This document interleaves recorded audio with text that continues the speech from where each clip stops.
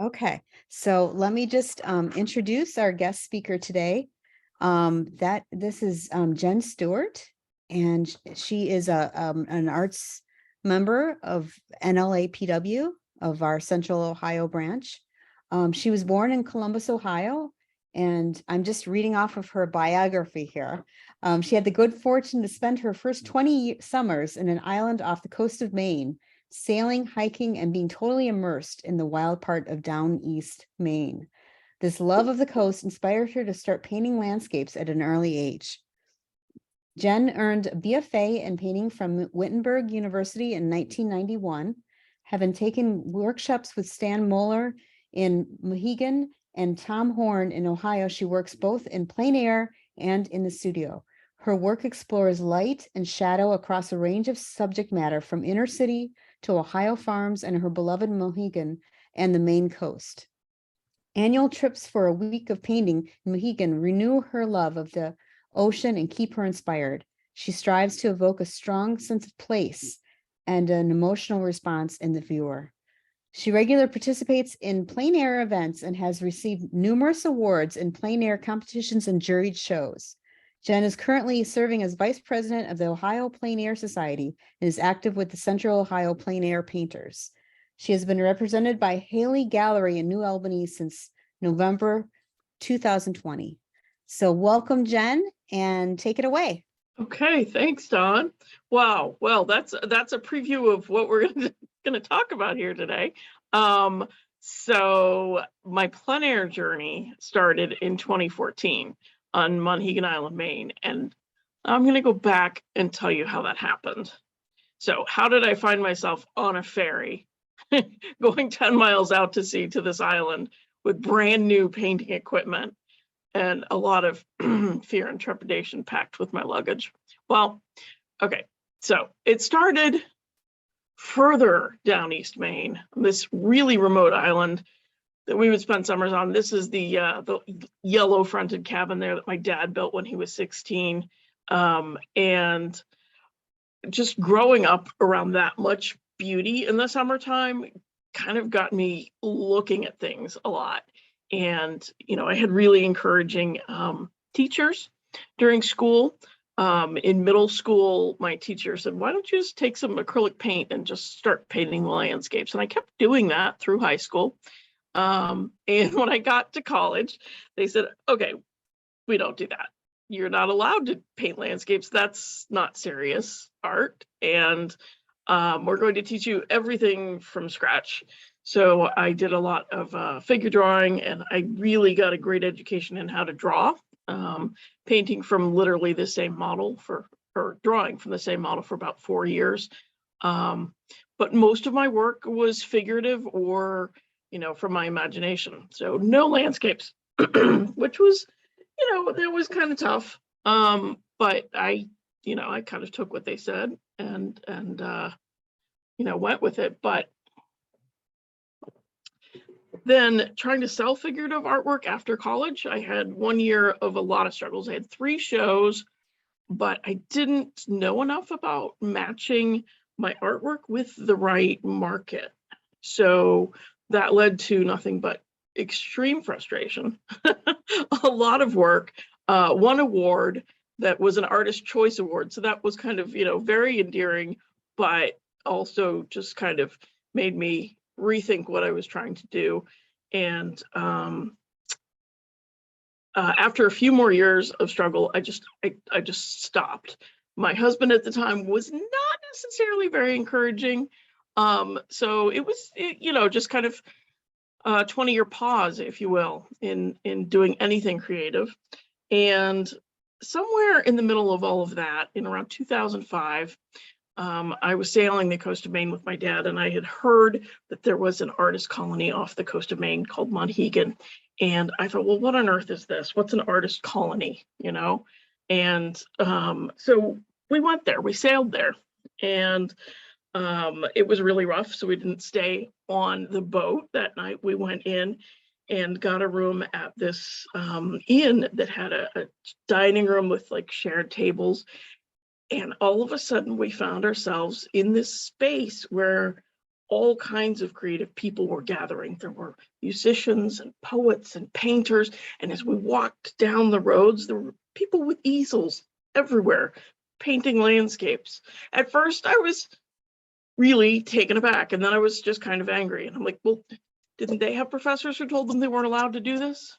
You know, like, okay, well, so I made a note to myself and I said, okay, there's this place where this goes on and it's okay. And everyone was so happy at that dinner. I thought, okay, well, someday I'm going to come back. Well, in 2014, I had the opportunity to take a vacation and wanted to do something different. So I just out of the blue called up the inn on Monhegan and I said, hey, do you have any painting workshops? And out of the blue, he said, yeah. Stan's got one coming up in a couple weeks, as if I knew who Stan was. And, you know, one thing led to another, and I signed up for a workshop. Went to buy all new equipment, didn't even really have the time to learn how to use it. Found myself on this ferry, not a lick of paint on any of my equipment. And I checked in, there were other artists staying in the same place. And then the next morning, okay, we start a plein air workshop with a demo. I'm thinking to myself, what have I gotten myself into? Okay, well, like any good plan, you need a plan A and a plan B. My plan B was, if this doesn't work and I make a complete fool out of myself, then I'll just go for a hike for 6 days and I'll just explore this wonderful island and I'll have a good time and that'll be fine. And then I'll just, you know, give somebody else all of my equipment. So that was my plan. So Stan did his demos. Okay, that made sense. You do an underpainting. Okay. And then you put the paint on. Things didn't go so well. So basically it was a strange communication issue where my painting is on the right there. It's the one that's very brown. So what happened is I wasn't understanding the equipment and my toning of the panel didn't dry. I put the paint on and the yellow came through and we had brown. Well, I just simply asked when we had you do a critique at the end of the day. And I said, okay, does anyone understand why I can't get blue? Everything is so blue. If you look at the photo, you'll see how much blue was going on. Well, I'm not quite sure why, but people thought that I was being a little, you know, not literal, but I'm an incredibly literal person. And I literally meant, why is my blue brown? And one person in the entire group understood. And I was so frustrated that I didn't get a correct answer. The answer was, yeah, blue. Everything's so blue. That wasn't what I was looking for. Well, the person who understood English was her second language. And she came up to me very shyly afterwards and she said, did you literally mean that you want it to be more blue? So, well, yes. Yeah, that's exactly what I meant. And she said, oh, okay. Here, I want you to take this panel and I want you to take this medium and I want you to come back tomorrow. So, well, no, I was just going to go for a hike because no, it's fine.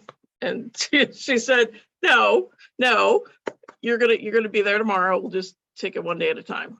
And so her name was Misha and we still paint together. So, she kind of saved me from myself there, if you will. So we made a pact to every year go back for a week and paint. And that has been the most wonderful decision. So the first year, there's artwork all over the island. There's some galleries and there's artwork literally in all the hotels. So this is a Kevin Beers, and just looking at, you know, all of the other artwork was very inspiring and kind of keeps you going. Another demo, and then, okay, finally I was able to get some colors that weren't all brown. Then we go on a few years and the processes that I learned initially were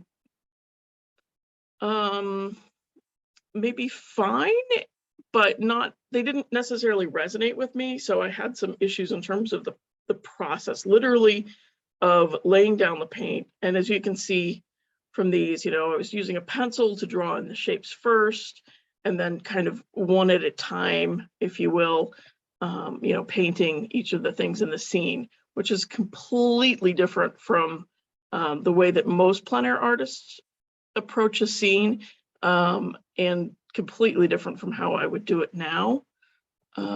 So I went to more workshops. So Tim Horn is, he's an artist who's really well known for his ability to capture scenes simply, to have very clean color, and to show light and shadow work. And so I took his workshop twice, the same workshop on light and shadow, and he broke things down really simply. And things started to click for me a little bit in 2016, 2017. Some of the help I had. So my better half here, Dave, carrying my equipment, being my Sherpa, you can say I still have the traditional heavy wooden easel, and he was carrying it on like a 45-minute hike to the back of the island to the cliffs. And plein air painting takes you quite a few different places, and I actually have vertigo, so that's been a bit of a struggle for me, because I want to paint the rocky cliffs and all of that, but kind of have to get situated correctly and adjusted. So one of my favorite spots led to some stronger paintings. And when you're exploring some processes and you hear composition is king, and it's like, okay, yeah, right, but what does it really mean? I keep looking back at my work and analyzing it, and studying it, and mostly the failures are the ones that I tend to get a little obsessed with, because figuring out why things failed has helped me so much. So let's see. This particular favorite spot is really funny. It's the big trucks. This is a road on Monhegan, and the big trucks come by really closely, and people love to stop and talk to you while you're painting. That's one of the biggest challenges of plein air for me. The first few years, I found it really difficult to be in a painting headspace and then to be interrupted by people who want to learn about it. Nowadays, I'm much, much more comfortable with it and can kind of, take breaks a lot more easily, but that took some time. So I started doing some plein air competitions after a few years. And, it's challenging when you put yourself out there and you try so hard.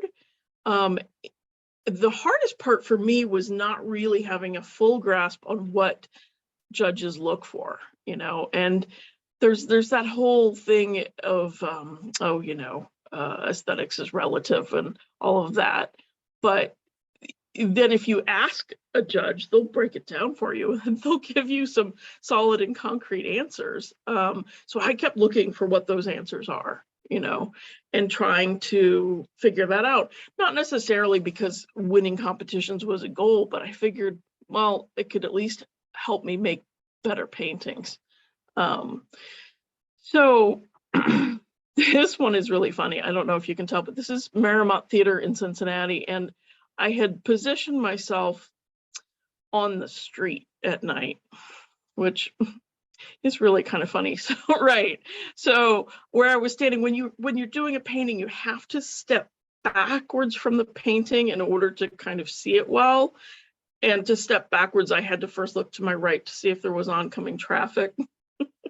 So I found this was maybe a little bit too much of a challenge. I did have a bit of a light that I used, but so let's see, every year back to Monhegan, and finally the concept of simplifying started to make some sense to me.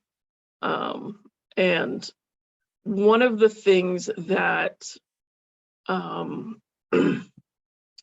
that they teach you a lot in plein air is to work quickly, to understand the scene, and to focus on large shapes. And it is so challenging to do that when you're standing and looking at a scene in real life, because you see all of the things. You see every single detail, and the light is changing, and you might, in your mind, have had a reason, something that drew you to the scene that you wanted to say. And what I've come to find out is that in general, it's really hard to do a successful painting if that thing that drew you to the scene wasn't the composition. If it was, something in the subject matter that wasn't a design element, then it's not necessarily going to work. And I didn't really have a strong design background. So that's something that I've been learning along the way.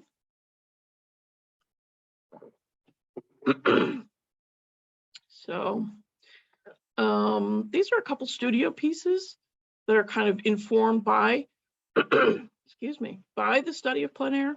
So the shadows, for example, in these pieces, when you work from a photo in the studio, your photos tend to have the shadows are all way darker than they are in reality.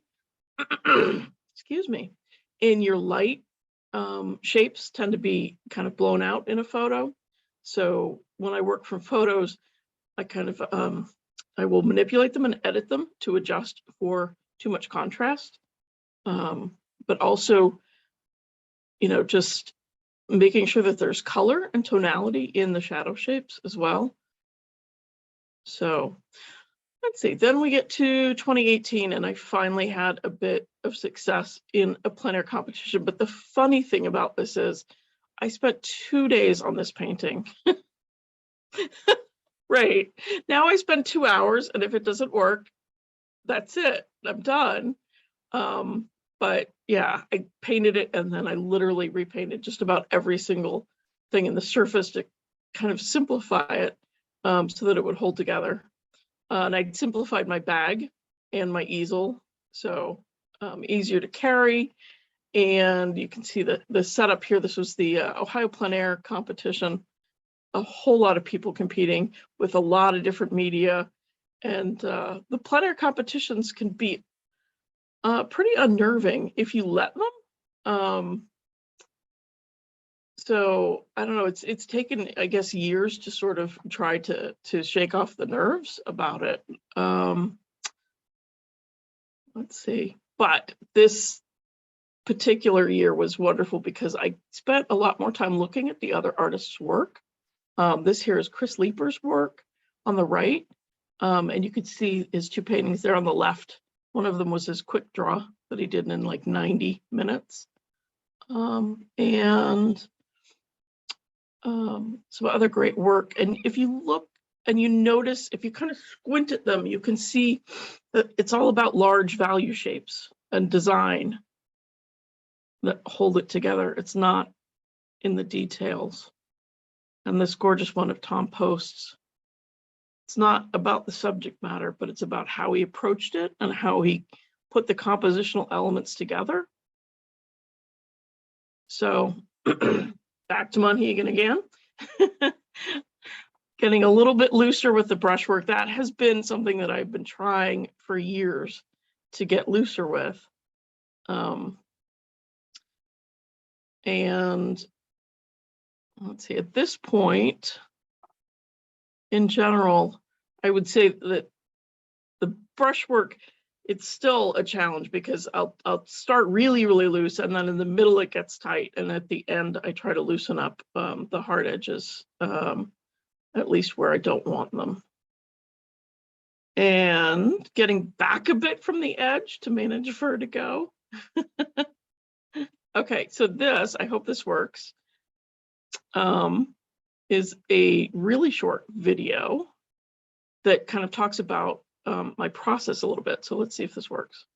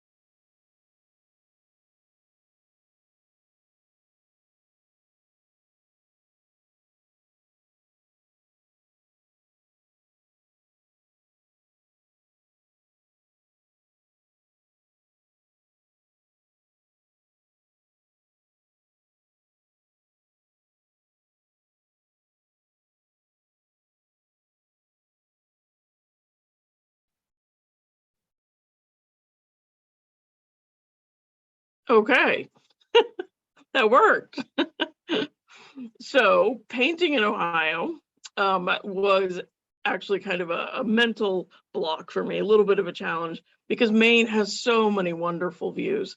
And it literally took me, I think, quite a few years to realize that the painting wasn't about what I was painting, but how I was painting. And it wasn't about the subject, but it was about what I wanted to say about the subject. And that had to do with how I compose the painting in general, having to do with, you know, the shapes, the angle, the even, you know, the aspect of where I am in relationship to the subject, if you will. So this little boathouse on the left, not so much. I put it in the center. There's too many medium tone values. There's really not enough dark, and there's too many little shapes. It's just not particularly strong. And the one on the right, okay, that one I think is more successful. It reads really well from a distance, because there's large shapes, and some of the brushwork in the trees is nice and loose. Thank goodness, to contrast with all the tight. Doing architecture can be very challenging because you can't really do everything too loose. There's going to be some really hard lines. So I've painted so many barns and more barns. So you'll see really strong compositional elements. Basically, I look for these because I'm way too literal to make things up. So I walk around the space and look for, you know, where I can paint, where there's, you know, some strong diagonals is a theme that I commonly use in landscapes, where it just, you know, divides the picture plane well. So these two I think are so funny in how similar the composition is. And this also, if you squint and kind of step back from the screen, you'll see that these are basically two triangles pointing at each other. It's almost the same composition in vastly different subject matter and amounts of detail. The only reason I think that the painting on the right even holds together at all when you squint is because of the composition. I think I've done so many, unfortunately, where I will look directly across a piece of water at trees and the reflection, and everything's just two horizontal bands, and it's really hard to get an interesting composition when you do that. So again, use of the angles, because the basic simple compositions tend to work well for me, whether the end result is tight or loose. Okay, and so this is another example of when you're a literal person painting in plein air, sometimes some things can work or go wrong. So I really wanted to paint in exactly what was, and on Monhegan, it's a working island. There's fishermen and the boats are used. And this is behind the boat here, there's the red bucket is for bait. And there's the, you know, blue lid and just a random inner tube.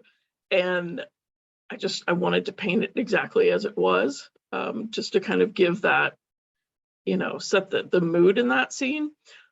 But the painting on the right, I had completed before I'd realized that the pole, the horizontal there that's just to the left of center, it's a dead tree.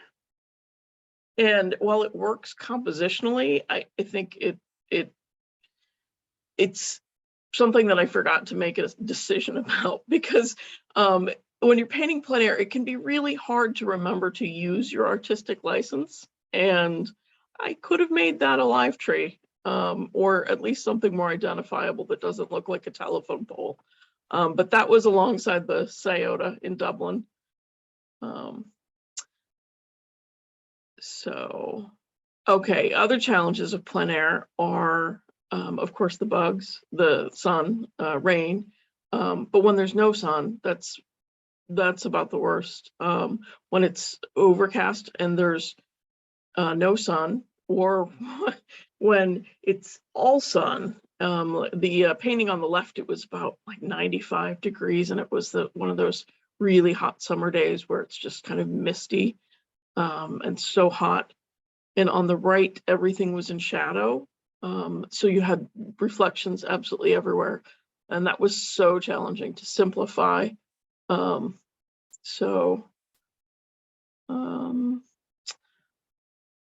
Okay. And then one other thing that I've noticed that's kind of happening for me, at least, is in my studio work, the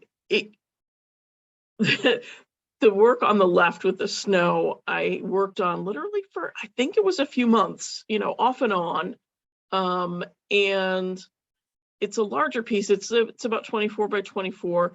And the one on the right was a little 90-minute quick draw in a composition, or in a competition. And the one on the right, to me, is a more successful version of a similar composition. So I guess the thing that I'm learning is that in plein air,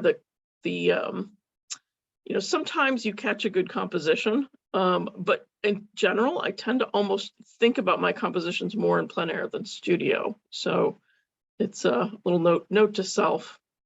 And these are a couple examples of some relatively recent failures. So the one on the left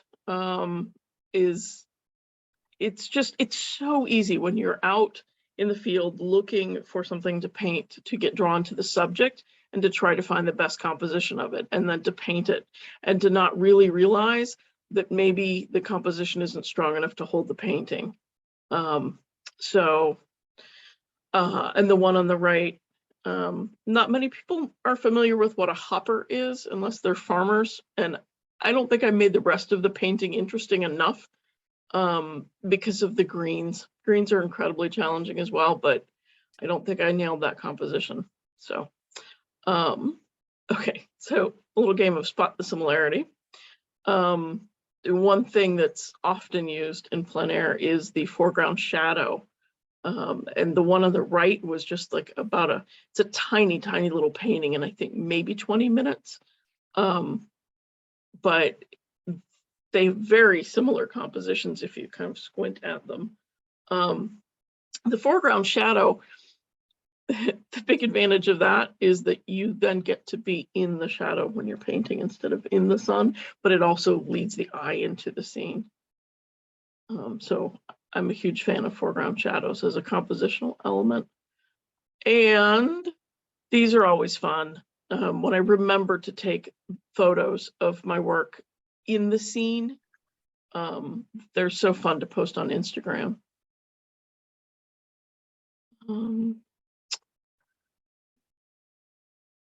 These were both really hot summer days.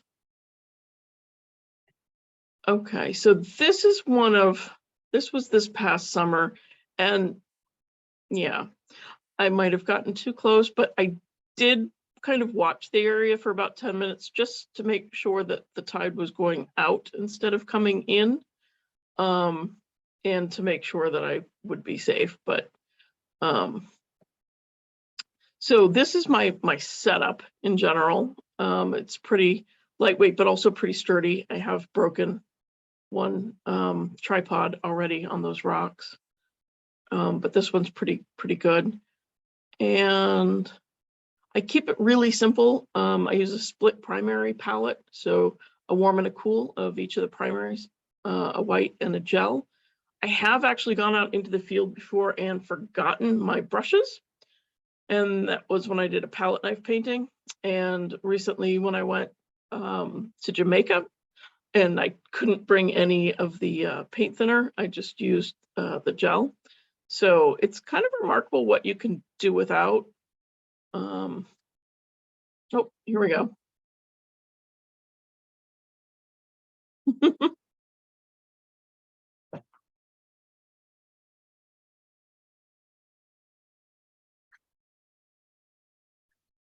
Okay. So I couldn't resist doing a studio piece after having done the plein air. And you can do so many things in the studio and with larger work that you can't do in plein air. But there's also just this vibrancy and immediacy to the brush stroke and some of what you can put down in plein air that's really hard to duplicate in the studio, at least for me at this point. So, yeah. So overcast, also really challenging. I look for large, dark value shapes in general on an overcast day. And snow and ice, one of my other favorite challenges. Here I've got a screen up for the glare, because the sun, if it's at that low angle right in your eyes, can just completely blind you. But this was probably not the safest spot. But this one was. This was funny because it started snowing and I ended up with snow crystals in the painting. Fascinating thing is, oil and water don't mix, so it was fine. And this was hysterical. So with Copa and Opus, after moving to Columbus in 2020, I joined both of them and found that plein air is so much more fun in a group with friends, especially friends who enjoy a similar kind of subject matter and don't mind going out in the absolute freezing. So the train tracks on the right were closed. So there was no possibility of a train coming along. You can't really see it, but if you look in the distance, there's one of those stopper cars down there. So that gave us absolute security that we were fine. A train did come along on the tracks on the left there. They create a lot of wind, so you kind of have to just hold on tight. But there we are. And yeah, when we were walking back into this town, it's a really small town called, what is it called? Mount Victory. That's about maybe an hour north of Columbus. We were walking back to our cars and this very nice woman offered us warm soup and a shower. Yeah. Yeah, we said, no, we're fine. We're just walking back to our cars. It took a while for her to understand that we were not in need of help. She asked us where we found the artwork. It was funny. Yeah, yeah, yeah, yeah. We still laugh about that. This is Justin Calmore. He's the president of Opus, and yeah, the time we got mistaken for homelessness. Yeah, it almost made us rethink our choices in life, but we were both really happy with our paintings that day. So, and then there's plein air inside at the Dayton Air Force Museum, and that was just an entirely different thing for me.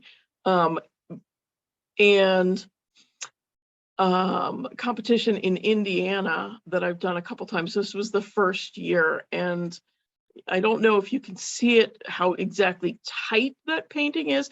There were some bees, and I'm highly allergic and didn't have my EpiPen, and I should have just stopped.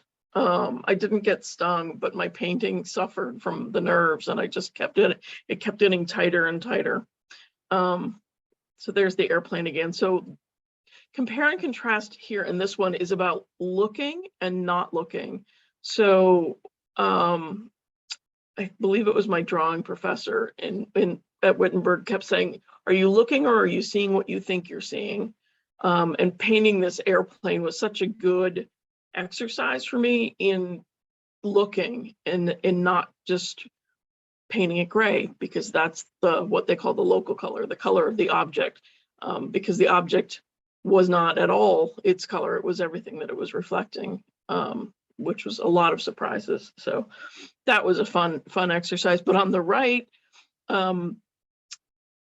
I don't know, this one was tough for me to figure out, and I'm still kind of trying to figure out why there's absolutely not what I thought in the painting. But I think it's because I painted what I thought that I was seeing instead of what I was actually seeing. So a couple studio pieces. These ones are really large for me. That is, they're what are they? About 4 feet across.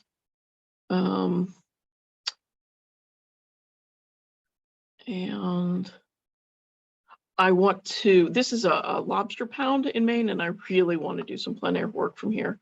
But we're usually in a hurry to catch the ferry, so that's why studio pieces. Okay, so this past year at the OPAS annual competition, we had a lot of fun doing a nocturne, and this time I did not position myself where I could step backwards into the street. This time I went with friends to be safe. There were 4 of us. This is Deborah Dawson here. It was very cold, and so she was in the car with her door open, her easel's here behind her car door, and she's got the heat on, and what you can't see is that she's blasting 80s dance music. And so to stay warm, about every 15 minutes, when a good song came on, we would get out and dance in the middle of the night in this park. Well, it wasn't quite the middle, but it felt like the middle of the night in this parking lot. And Tonya Ramsey and her mom were painting just a little bit down the street, but they were joining in our fun for sure. So so when you do these competitions, this one was several days, and there's nerve-wracking things about it that you basically can only submit 1 painting, but you'll do quite a few paintings in general. After I stopped doing paintings for 2 days and stop at 2 hours. So this one I was feeling pretty confident about, and I thought, okay, that's going to be my competition piece. That's it. Okay, I can relax and just have fun with the rest of the work, which I did. And then I thought, oh, I'm going to do something really different. It was kind of overcast, and we were at this lovely couple's farm, and that's where I did the little the failed boat house painting. And I wanted to do something entirely different, so I kind of snuck into the barn.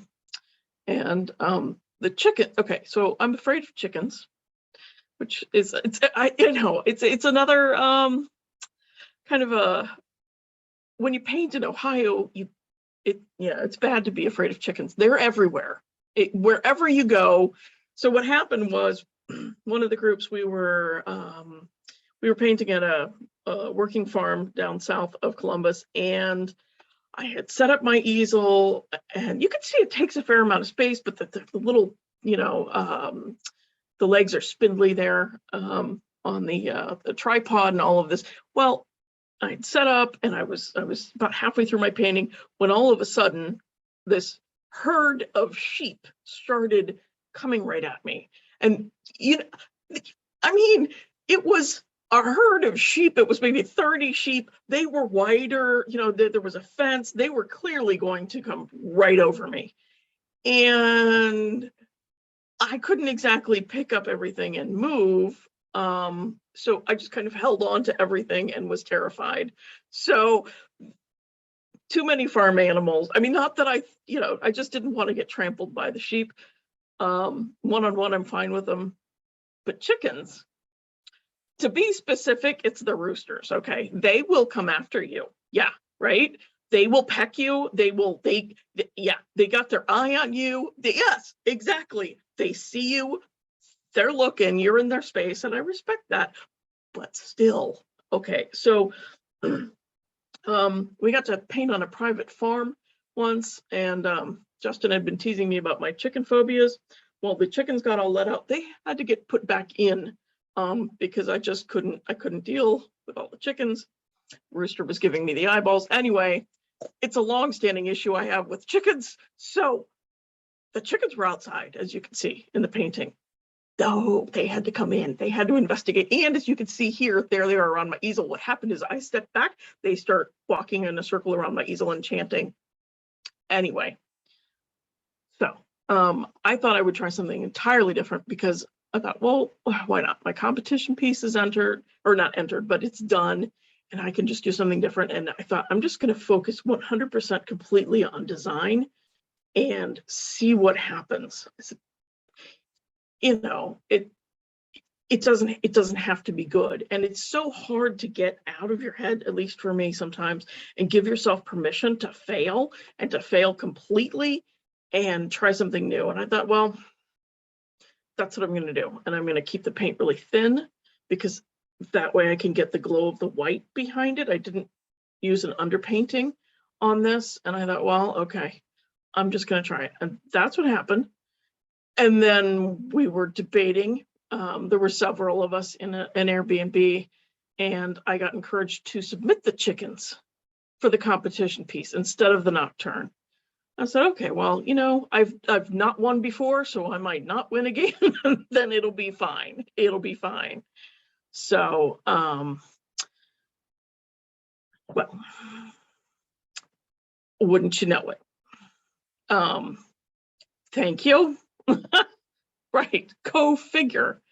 So somebody once said that the most addictive activities are those that only rarely and randomly reward us.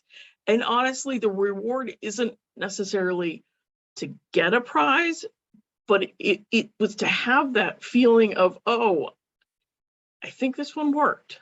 I'm pretty sure this one worked. And then to actually maybe say, oh, I think for me, the real gift was, I think I might know why it worked. So stepping back a little bit, the night before, let's see, all the paintings were done. And we had a little social, and somebody asked the judge, if you don't mind sharing with us, could you please tell us what it is that you're looking for? And she was so open, and she said, oh, sure, absolutely. She said, number one, a strong composition, a strong sense of design. You know, and I thought, well, okay, I don't remember clearly what number 2 and number 3 were, but they were no big surprises. It's just so funny, you know, because you hear, oh, well, competition is king. Yeah, sure. But what about my little cute details that I really like so much in that one painting, you know? Our brains just go there. So anyway, this composition so intrigued me that I wanted to try it again. And we went to a private barn not too long after that competition. And there were no chickens. So that was wonderful. There were horses and pigs, but they were all behind fences, and that was okay. So I tried this inside the barn, light outside the barn thing again, and really got intrigued. What I like is the way that it creates strong, darker shapes, and everything kind of holds together. Like, you know, when you look at it and squint, that the pieces are connected, that because they're very similar in value inside the barn, and then the pieces outside are all of a similar value. And that just makes everything kind of hold together a lot easier and allows for a little bit less detail. So next time I try it, I want to try a little looser. But I got to do the similar compositional construction.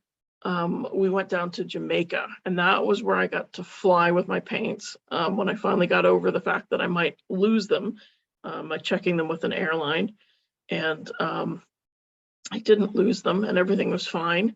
So I think, it's interesting to compare and contrast here. The ocean, of course, with a barn in Ohio, but the compositional elements are relatively similar. So flying with Plein Air, and you get to meet new friends. This one is, you can kind of see from the painting on the left that when I started, I was in shadow, and the sun moves so quickly. So that was about a 60-minute painting because the sun was so rapidly moving that morning. So one of the things that finally I have learned is, okay, just a few notes to wrap up. We'll go real fast, but one of those things is to keep the time limited. So process notes, it's all about the black and the white, a few large shapes, a few large values, clear shapes, strong structures. Don't chase the shadows, start with them first. Don't move them on your painting as they move. And don't forget to use your artistic license. And then one thing I'm still working on is to only paint just enough detail. And it's so hard. And to only detail the focal point. That's a goal. Let's just call that a goal. And practical notes, the limited split primary palette. I limit my surface sizes in order to not have to make too many decisions. So when I go out into the field, in general, I'll just have either, one of two different size panels with me. And then, okay, all right, I don't have to struggle on a decision there. Just keeping it simple. Also, it keeps framing really simple when you keep doing the same size. And trying to keep my pack as simple and light as possible, so I'm not fiddling with supplies all the time. And yeah, right, if I can't say it in 90 or an hour and a half to 2 hours, then I shouldn't be saying it. So if I get to that point, now I know when it's a little over an hour if I'm going to be able to complete it or not. And a lot of times I'll quit right about at an hour. If I realize, oh, okay, I chose the wrong composition, there's no saving this by finishing the painting, then you just exhaust yourself. So a lot of times when I get to that point, I'll wipe it, which brings up the question of how often do you succeed in plein air? So every plein air artist has a different answer to that, but in general, it's always less than half. Way less than half. So there's a lot of what we call wipers, which literally you just wipe the paint away. You take the paper towel, wipe it clean. But a lot of times I'll take it home and I'll wait a day just to make sure it's a wiper. And know when to let it go. Either know when to stop working it, or know when to bless it and release it, and call it a learning process. So what's next for me? Better edges, brushwork. So edge work, it's really difficult. A lot of it for me on the hard edges has to do with the fact that I use a very hard, slippery panel surface, and I use brushes that will make a harder edge. And I love that because I can work so quickly. So in doing my process, I end up creating a lot of hard edges that I then have to go in and soften with, softer, looser brushes, which isn't necessarily the best. So I intend to find a better process, but I don't know. Looser, always trying to get looser, and more study of form and shape, and how to work with those. The idea of a good shape and the emotional content of a shape are still concepts that are relatively lost on me. So I've a lot to look forward to learning in the future.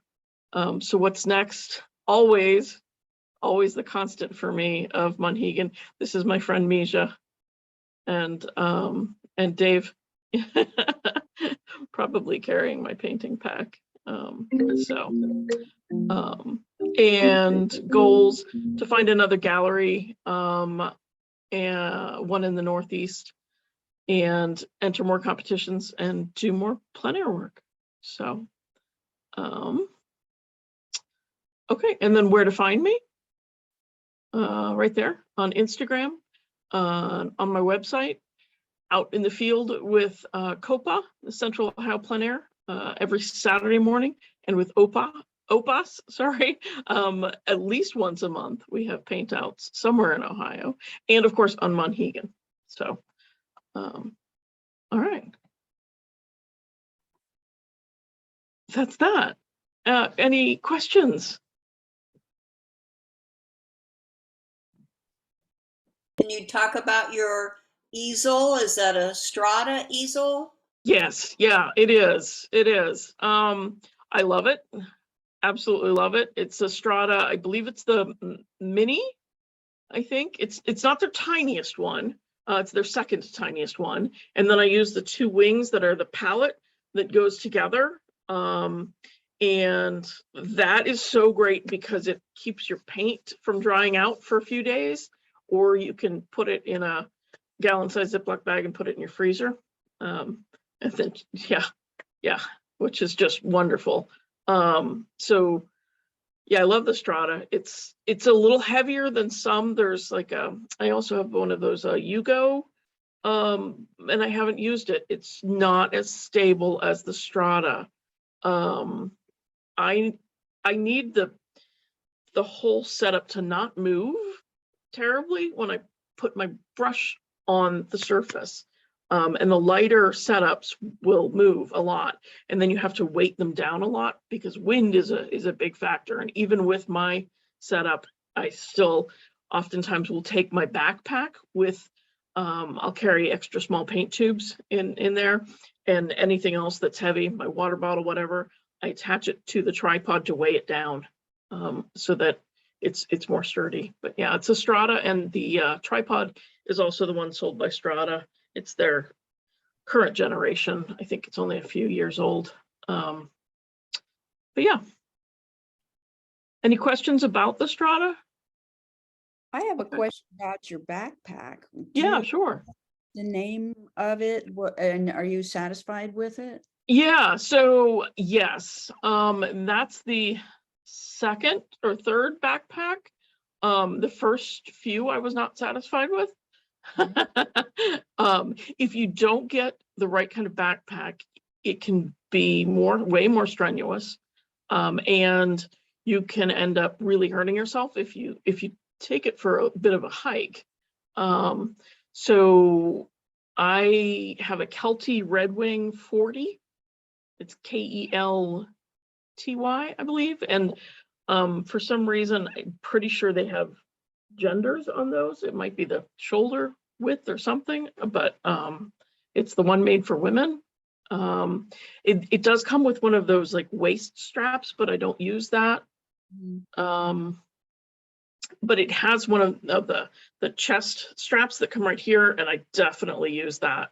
It's correctly situated to take a lot of the weight off when you put it on that way correctly, and it's fully adjustable and correctly padded.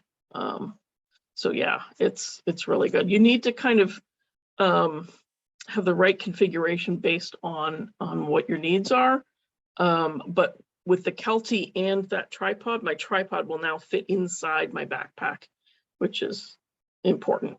It used to get stuck on tree branches and things as it was sticking out in a water bottle thing on the side. But yeah. I think you're so lucky to go to Monhegan. I saw a YouTube video. It's women artists in Monhegan, and I just love that video. I watch it over and over, introducing the artists that live there full time. Yeah.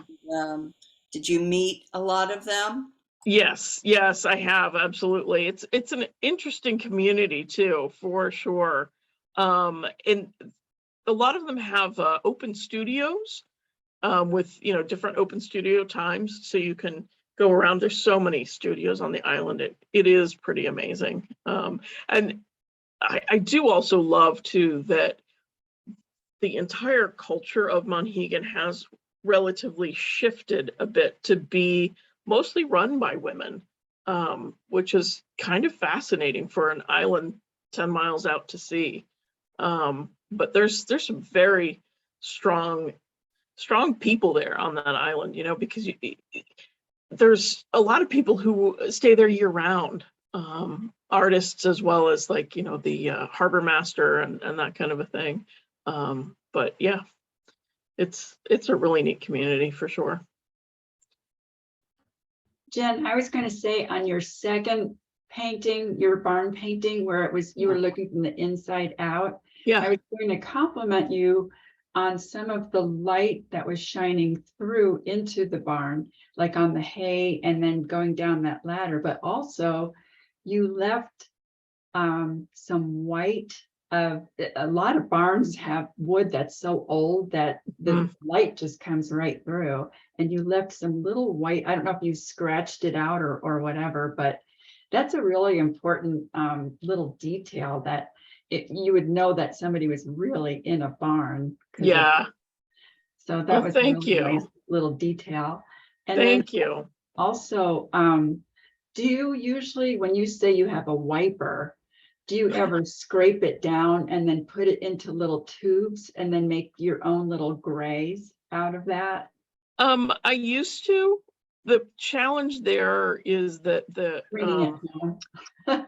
yeah, the consistency tends to be very Chunky. like chunky, right? Yeah. Yeah, so, because it'll end up you know, because there'll be spots where it's thinner and that will have dried just a little bit, and so it's never smooth enough for me to do anything with. I've tried using that as like a neutral ground when I tone a canvas or something. Right. But no. Sometimes what I'll do when I wipe out areas, if it's all still wet, I'll mix the neutral gray and then I'll just carry that on my palette to the next painting. That I tend to do a lot more often, and it's kind of funny because after a few days of painting, like, there's the neutral grays and there's so many of them and they're almost all the same gray. It's kind of funny. But the I use the Gamblin solvent-free gel, and that tends to make everything dry a lot faster. So those grays will start drying a lot faster than the out of the tube paint. Is that like liquid? It's like a liquid in a gel form, if you will. Yeah. So it doesn't, I never cared for liquid because it does get clumpy. Right. After a while. Does Yeah. can also do that? No, the gel doesn't get clumpy, which is why I really like it. Yeah, it's not as sticky either, and it has a nice sheen to it when the paint dries. So, good. Yeah. Well, I hope you are going to be in the Copa and the Dublin Plein Air thing next fall. Yeah, me too. Hopefully good. Yeah. You usually win prizes in that, so. Yeah, thanks. I did this year. I should remember that. Yeah. You know, it's so funny about the, I don't know, competitions and awards. When I started, they seemed so, I don't know, elusive, and just the entire concept of art competitions seems so crazy.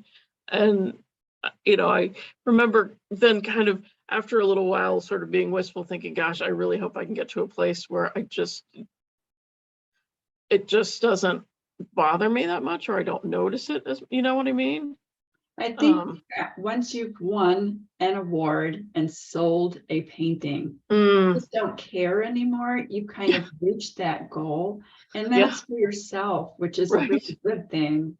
Yeah. I mean, it's always icing on the cake, but yeah, personally, it's more fulfilling to know that I've either stretched what I was trying to do or just had fun doing something. Yeah, definitely. I think the hardest part for me is I just tend to choke a little bit in the plein air competitions. It's kind of funny just looking back through a lot of my work. Like, you know, the work's at one level and then it just drops down. Oh, that must have been for a competition. Then okay, I'm fine. And it's just so funny, because it's just like you just overthink things, or I do at any rate, you know. Even if I'm not caring about the award or whatever, just when you really want to do something well, it's hard. It's elusive. So I don't know. I'm still trying to work on getting out of my head with that, but maybe in a few more years, it won't be such a drastic change. Well, I think you're doing an awesome job, Jen, because as a plein air artist, and I don't do 100% plein air, I also work in the studio like most artists. But for me, plein air is very challenging to get your show on the road. Yeah. And I know how much is involved with all of your equipment. Yeah. And, you know, you got to consider where you can eat, or if you have to find a bathroom, or if the Bathrooms. get Yeah. too close. And it's just amazing and and the weather. I mean, Yes. it is an incredible challenge, and I think you're doing an awesome job. Oh, well, thank you. Thank you. Painting with the groups certainly does help answer a lot of those questions. You know, somebody's already picked a spot. All I have to do is within that, you know, suggested area, find something, and they'll identify where the bathroom is. You know, that's always great. And usually they'll identify where the coffee is. You know, the groups make it easy because literally all I have to do is show up, you know, and bring my pack. I keep my pack ready to go. It's always packed, you know, and then I just have to kind of adjust for weather. And of course, I've a whole stack, probably too many of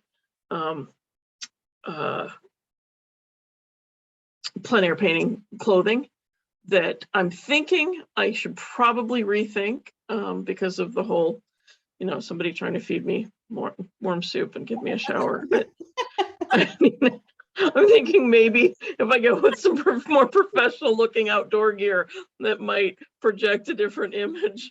But it's really hard, you know, because just, I mean, things happen, you know, you drop a paintbrush and red goes all over you or whatever, you know, and I always paint my face by accident.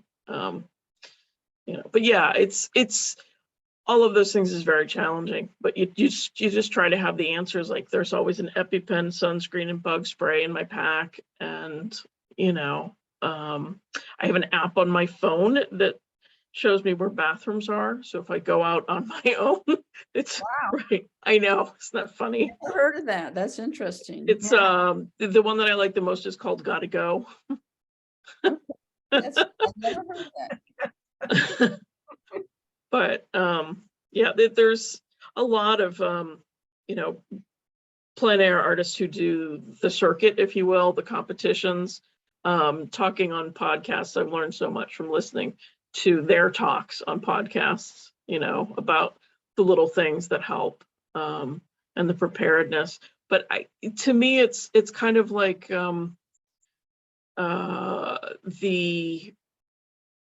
it's definitely like a mental performance. It's a mental physical performance, if you will, you know, where you practice. And I always think of plein air work as practice, even in competitions. It's practice. And I had a list.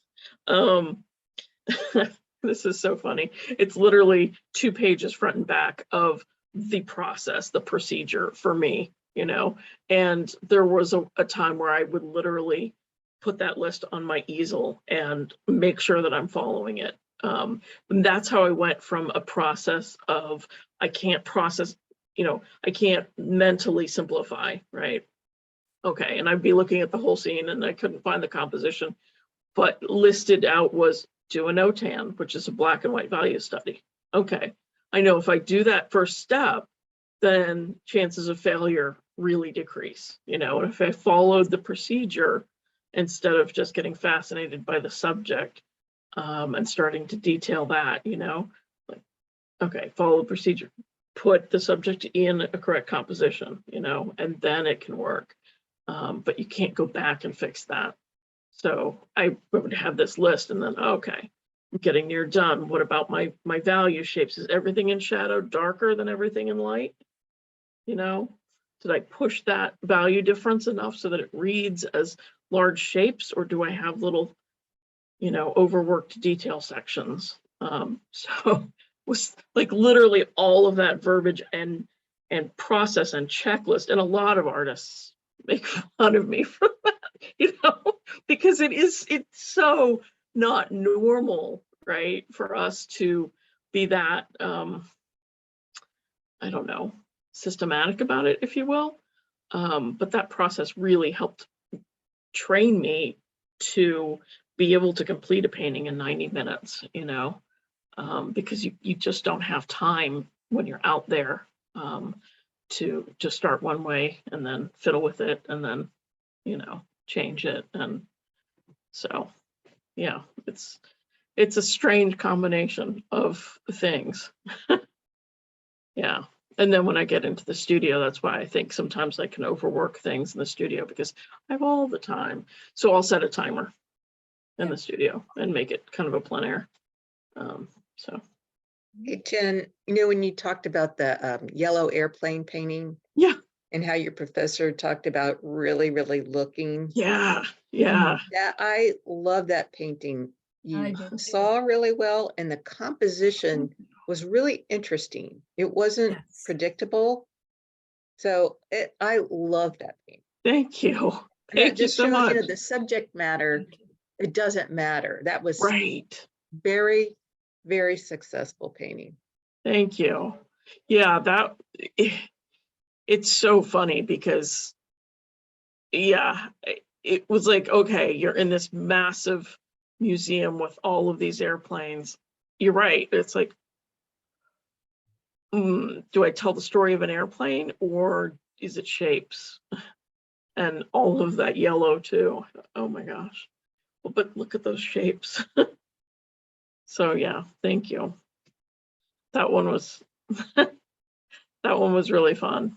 But yeah, my eyes were completely shot after that from all the looking.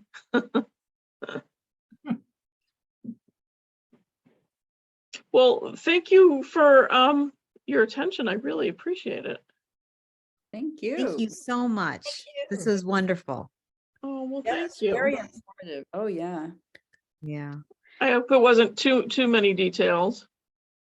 No, it was great. And I think, you know, it has, you know, even for us that, for those of us that aren't plein air painters, but, you know, I think there's a lot of lessons in there for all of us. So, I really appreciate that. And, you know, hearing your process and your, not just all your things that went well, but things that didn't go well as well. I mean, we can learn so much from that too. So Yeah. really appreciate that. Oh, well, thank you. Yeah, I know what you mean. It's when I was thinking about it, I thought, gosh, my journey is so much about learning from failure, you know, and we're so afraid of that word, you know, and told don't be hard on yourself. I'm like, no, it's not hard on myself. A failed painting isn't my failure. You know, it's fine. It's I tried a thing and that's a win, you know. And I think it was Tim Horn who said his way of dealing with it is each time that he has a wiper, he knows he's that much closer to a win, you know, to a good painting. And so I try to look at it that way, you know, and say, oh, like if I'm traveling somewhere like Monhegan, I always do a couple small ones first to get the bad ones out of the way. Excuse me. Great. Yeah. So. Well, thank you so much. I'm going to stop this sure. recording. Oh, okay. And